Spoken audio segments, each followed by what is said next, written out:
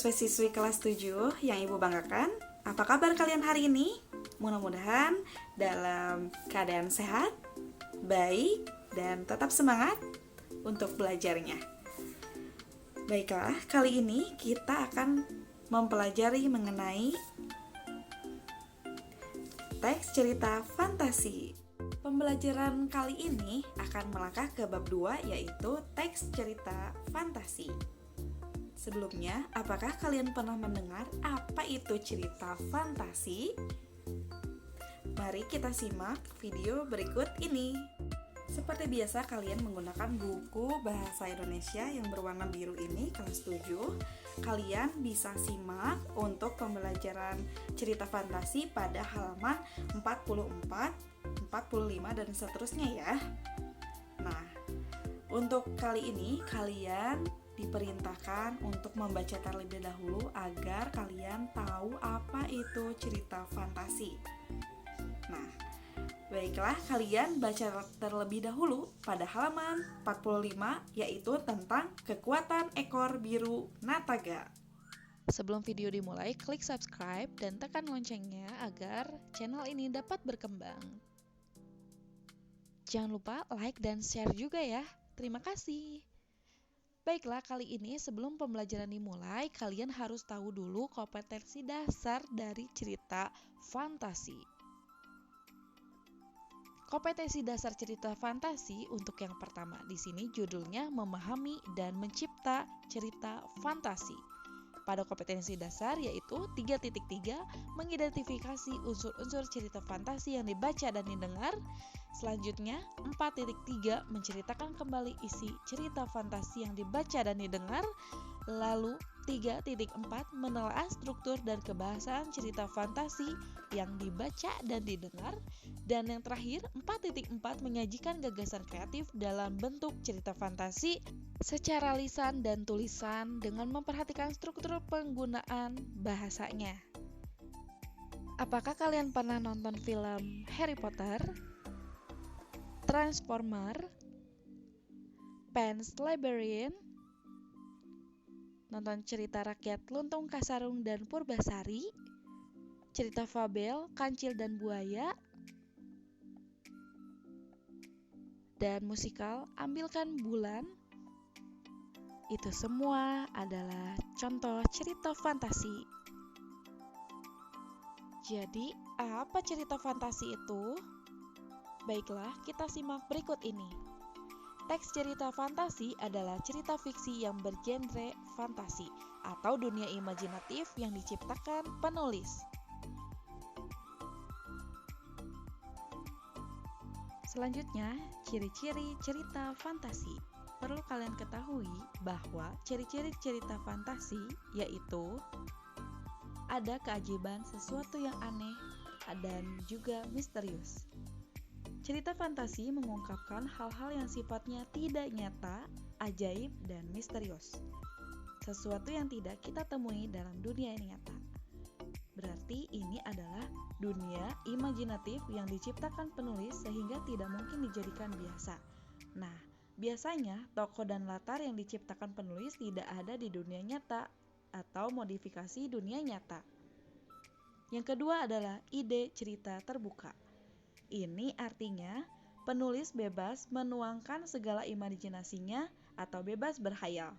Tidak ada batasan terhadap realitas atau kehidupan nyata, sehingga penulis atau pengarang bisa mengembangkannya dengan sesuka hati.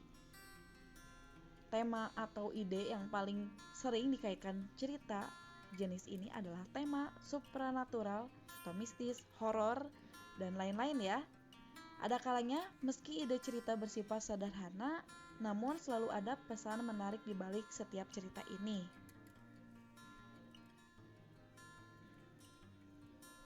Selanjutnya adalah latar bisa menembus ruang dan waktu.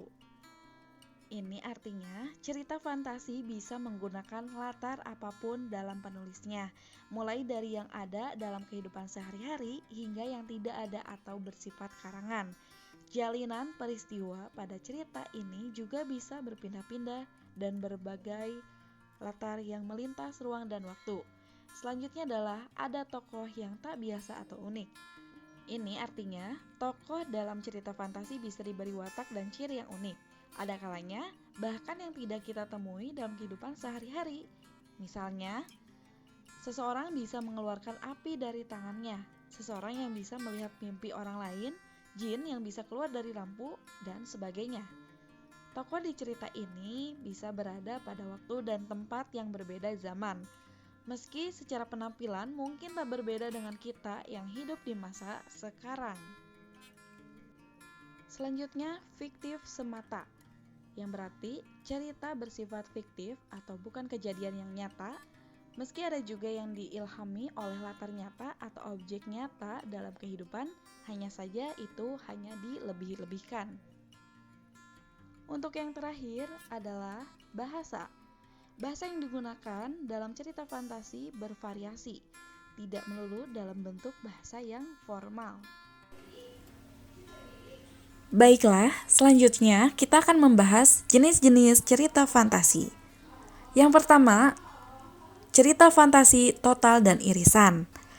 Jenis cerita fantasi menurut kesesuaiannya dengan kehidupan nyata dibagi menjadi dua kategori, yaitu fantasi total dan fantasi sebagian atau irisan.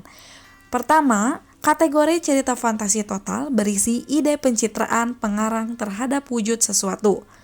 Pada cerita jenis ini, semua yang terdapat pada cerita tidak akan pernah ditemui dalam dunia nyata. Misalnya, cerita fantasi Nagata digolongkan sebagai fantasi total penulis karena semua nama orang, nama objek, nama kota berasal dari buah pikiran imajinatif pengarang. Yang kedua, cerita fantasi irisan yaitu cerita fantasi yang mengangkat tema fantastis tetapi masih merujuk pada nama-nama, tempat, dan kejadian-kejadian yang pernah berlangsung dalam kehidupan sebenarnya.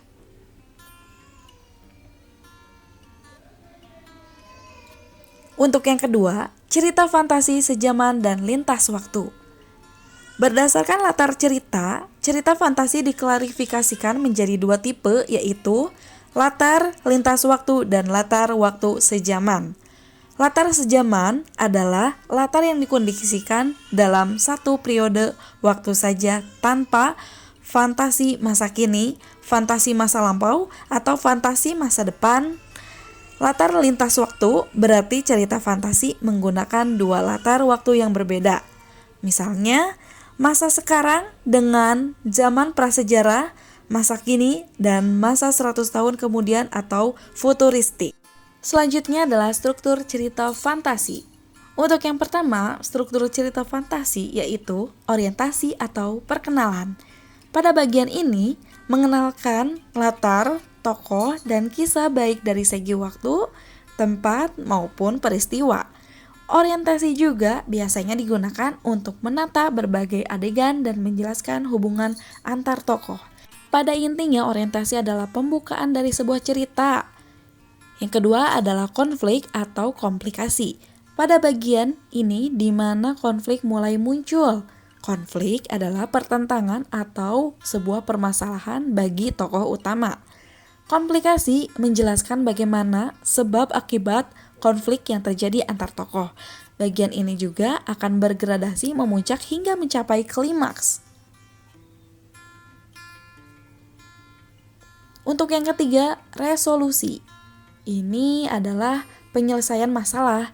Bagian ini adalah penyelesaian dari berbagai konflik yang terjadi. Resolusi juga dapat menjadi pernyataan akhir terhadap kondisi yang dialami oleh tokoh utamanya.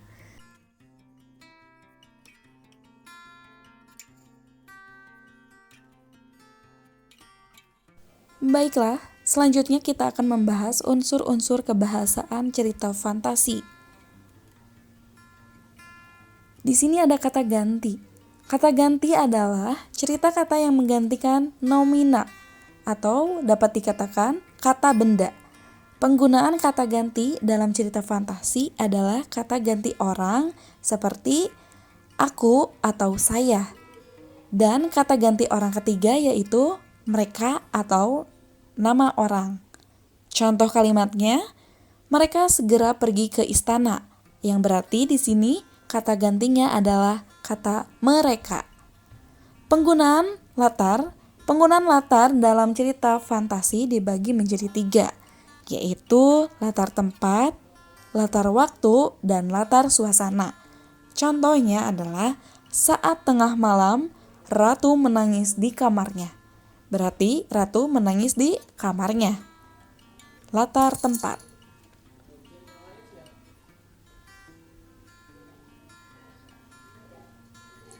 Untuk selanjutnya, konjungsi temporal. Konjungsi temporal merupakan kata hubung sebagai penanda urutan waktu. Misalnya, setelah itu, ketika, sebelum, bersamaan dengan itu, lalu, kemudian, akhirnya, dan sebagainya. Contohnya, setelah buku terbuka, aku terseret ke masa lampau. Berarti ada kata setelah dari kata konjungsi temporal.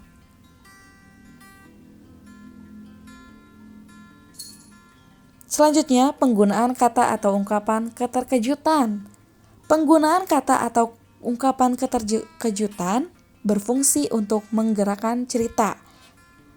Misalnya seperti memulai masalah. Contoh kalimatnya, tiba-tiba seorang alien yang berukuran lebih besar datang. Berarti ada sesuatu yang terkejut karena ada alien besar yang datang. Selanjutnya, penggunaan dialog atau kalimat langsung. Penggunaan kalimat langsung ditandai oleh 2 tanda petik ganda seperti contoh berikut ini dan disertai keterangan penyertanya. Contoh kalimatnya, raksasa itu mengejar kita. Teriak Sinta kalang kabut. Ada tanda kutip 2 ya, seperti bercakap atau berdialog. Inilah unsur-unsur kebahasaan cerita fantasi. Nah, untuk tugas kali ini, coba kalian sebutkan cerita fantasi yang ada di Indonesia. Ditulis di buku tulis, serta ada juga tugasnya berikut ini. Untuk halaman 48, kalian tulis rangkaian peristiwa menurut tokohnya masing-masing. Untuk halaman 49, kalian isi pada bagian tabelnya saja. Nah, bagaimana? Sudah cukup paham bukan? Mudah sekali ya untuk pembelajaran kali ini. Akan mudah jika kalian memang akan sungguh-sungguh untuk belajar. Baiklah, dicukupkan sekian untuk video kali ini. Mudah-mudahan kalian mengerti ya, jangan sampai menonton video ini tapi sama sekali tidak ada yang menerap di otak kalian, gitu ya. Nah, jadi tolong disimak baik-baik untuk tugasnya dan materinya pun kalian akan terus mengingatnya sampai kapanpun. Assalamualaikum warahmatullahi wabarakatuh.